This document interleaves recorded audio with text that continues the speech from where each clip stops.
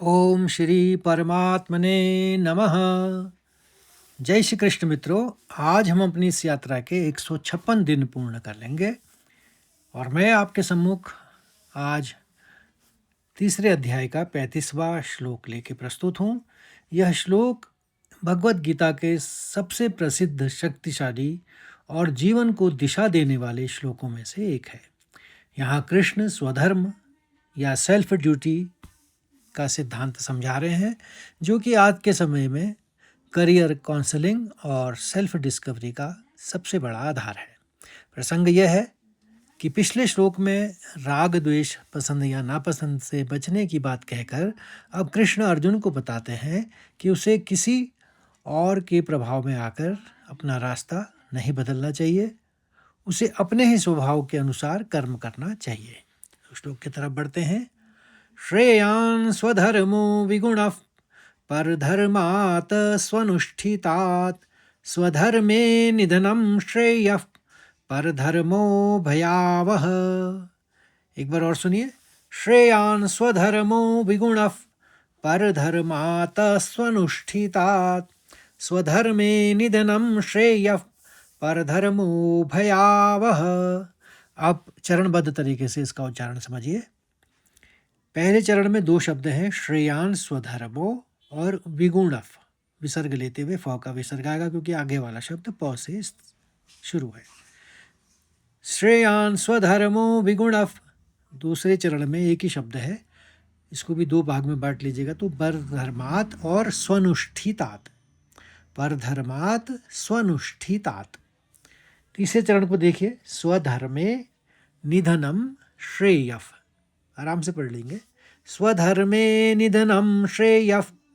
और आखिरी चरण को देखिए। परधर्मो भयावह। परधर्मो भयावह।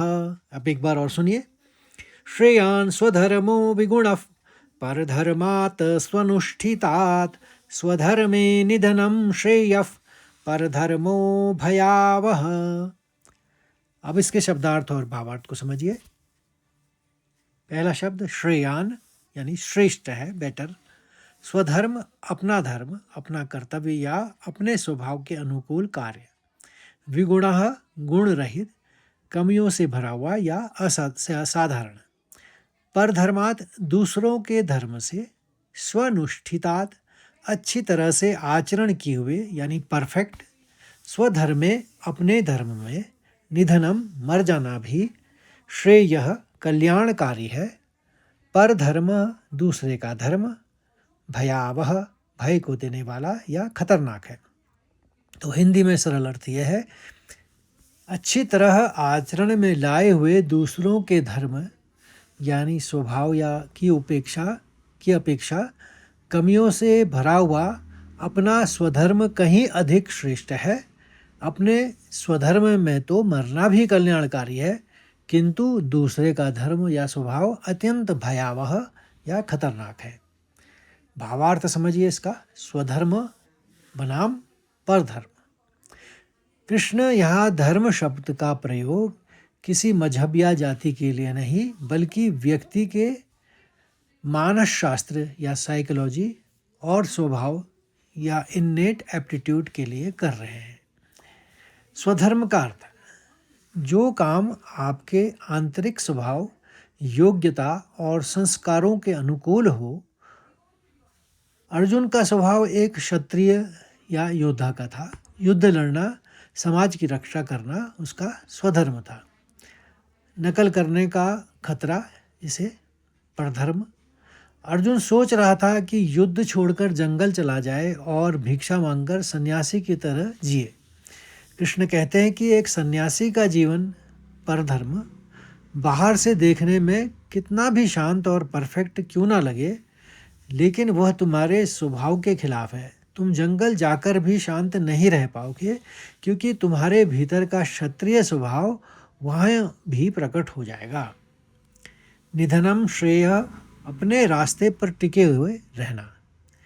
किसी और की नकल करके एक फेक जिंदगी जीने से कहीं बेहतर है कि इंसान अपनी कमियों और अपनी सीमाओं को स्वीकार करे और अपने ही स्वभाव के भी अनुसार अपनी लड़ाई लड़े, भले ही उसमें सफलता या मृत्यु ही क्यों ना मिले। परधर्मो भयावह, यानी नकल करना भयावह है यहाँ पर।